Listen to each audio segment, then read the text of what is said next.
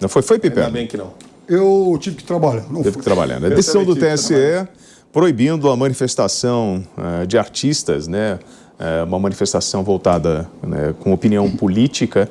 Isso houve um grande debate no final de semana, inclusive chegaram a falar que era uma questão de censura. Grande parte da categoria manifestou oposição a essa decisão.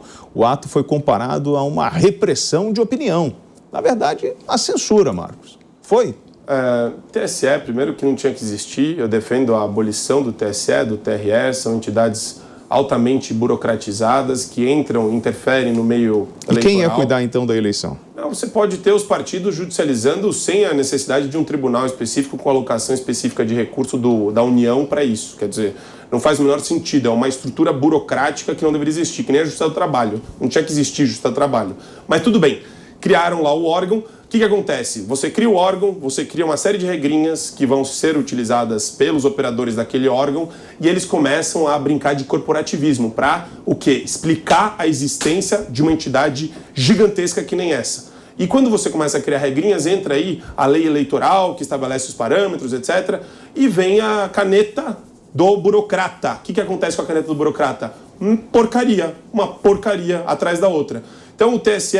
ele está atrapalhando um período eleitoral. Quando ele faz isso, eu já falei isso no Pânico, inclusive, deixa a careta ficar na cara do cantor, do artista, da banda, que vai falar fora Bolsonaro, que vai falar oi Lula, que vai pegar uma toalha do Lula e ficar andando para cima e para baixo. Isso daí não tinha que ter interferência nem multa. Por quê? Porque faz parte, a gente está no período pré-campanha, daqui a pouco isso daí vai ser normal e vai ser feito por todos os partidos e por todas as pessoas. É incontrolável. Quando você coloca um órgão para tentar controlar isso daí, você cria uma judicialização excessiva de questões que vão ainda atrapalhar, inclusive, a dinâmica dos meios de comunicação, com direito de resposta o tempo todo, com vedação de comunicação. A questão do respeito à figura, por exemplo, do presidente da República, as pessoas xingando o presidente, fora Bolsonaro, xingando. Isso não é também, isso não é um ato de verdade, péssimo tom? Acima de tudo. Tudo bem, então pode xingar a pessoa e está tudo certo. Mas todo mundo já jogaram futebol com a cabeça do Bolsonaro. William, veja bem, aliás, tem muito jogador de futebol que fazia gol e fazia arminha, porque apoiava o Bolsonaro. E aí, paciência, é o direito dele. Pelo menos ele achava que tinha aquilo e seguiu a vida. Ninguém foi punido por conta disso. Mas veja, pera lá. A gente está querendo agora condenar a atuação da Justiça Eleitoral. Mas pera lá. Então vamos, então, à origem desse caso.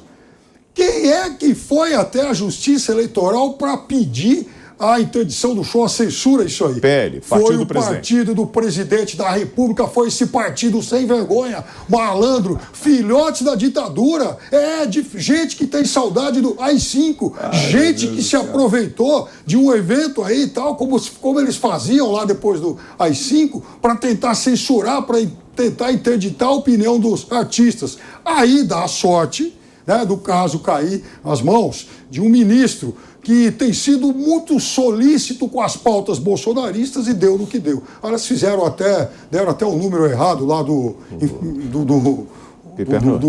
código lá, mas o fato é que isso acabou caindo. Então, a verdade é o seguinte, quem provocou, quem pediu a censura não foi o TSE, foi o partido do presidente da República. E veja, esse foi um final de semana de luto, foi um final de semana de AI-5 como há muito tempo não se via. Você sabe por quê, William? Porque no mesmo domingo em que os canalhas foram pedir censura, que os filhotes da ditadura foram pedir censura, o presidente da República foi incensar um sórdido e sanguinário torturador. Falou isso no evento do PL ontem.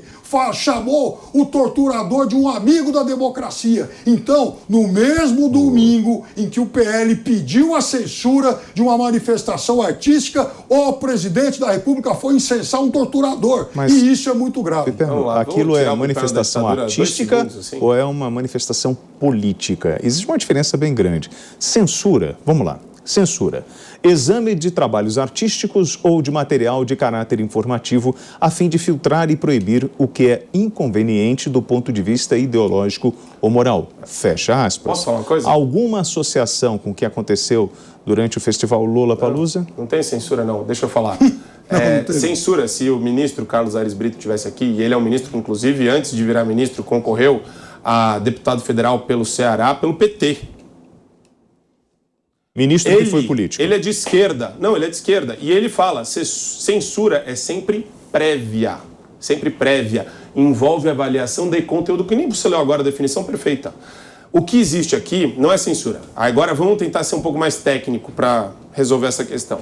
A legislação é antiquada, é vetusta, ela é anacrônica.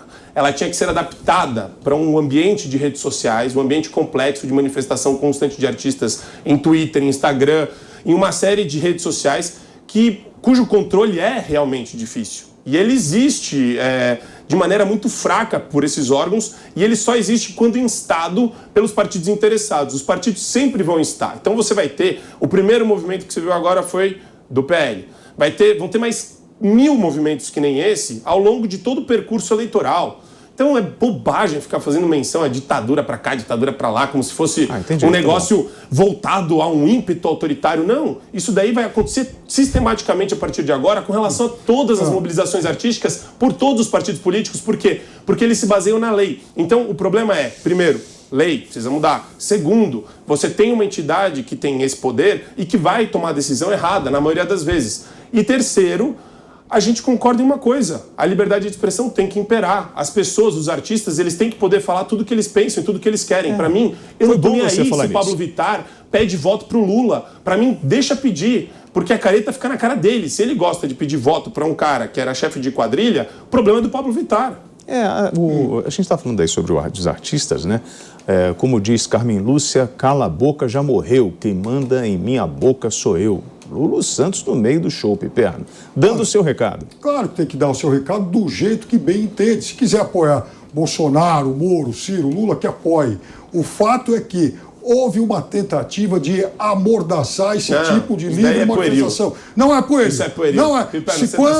Não é. Quando o partido pede para que se amordace isso aí, quando o partido pede para a justiça calar o artista, o partido está tomando uma medida fascista. E por que ele está tomando essa medida fascista? Porque está no DNA dele. Porque era gente que se beneficiou da tortura, do AI-5 e da censura. Gente que tem saudade desse período. E quando gente que tem saudade de calar adversários, como acontecia. E quando aliás, eu vou falar uma coisa para você. Vou tocar um violino aqui. Porque e quando um senador da oposição... Os filhotes da ditadura.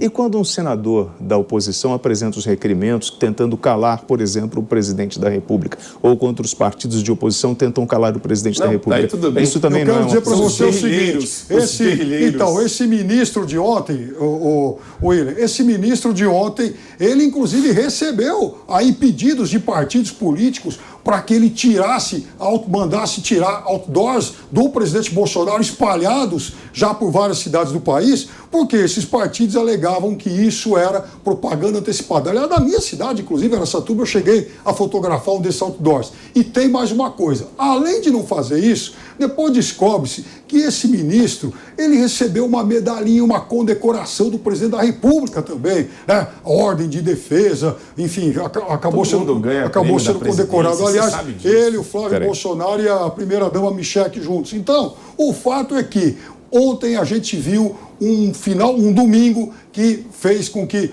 o medo da ditadura. Não, exatamente. Os filhotes da ditadura voltassem a se alegrar. Falaram, puxa vida, eu não sei quem acredita nisso. O nome da primeira-dama é Michele.